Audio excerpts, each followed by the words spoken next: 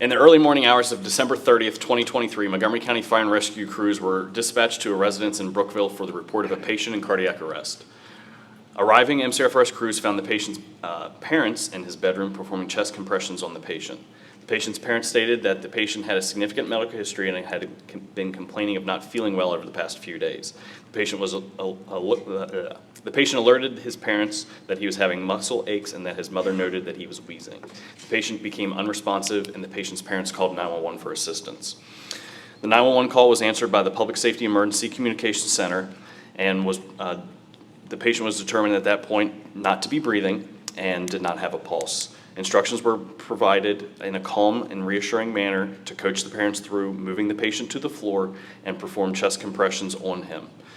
The call taker remained on the line with the parents, encouraging them through what could only be imagined as a very stressful and difficult time.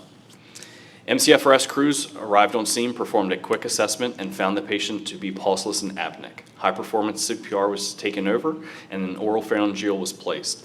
Ventilations were assisted via a bag valve mask, and the patient was placed on the cardiac monitor. The initial rhythm was asystole.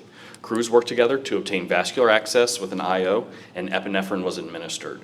After several more minutes of high-performance CPR, the patient had a return of spontaneous circulation with strong carotid pulses to be present. The patient was assessed, and a 12-lead showed an organized tachycardic rhythm, and he was found to be hypertensive. The patient was intubated to secure the airway. The patient was stabilized, or once the patient was stabilized, he was moved to the EMS unit for transport. En route to the hospital, the patient began to develop his own respiratory drive and began bucking the tube. The crew administered ketamine and continued to support ventilations via the bag valve mask. Upon arrival at Shady Grove Medical Center, care was transferred to the waiting emergency department staff. The patient was stabilized in the emergency department and subsequently transferred to the ICU where his condition continued to improve.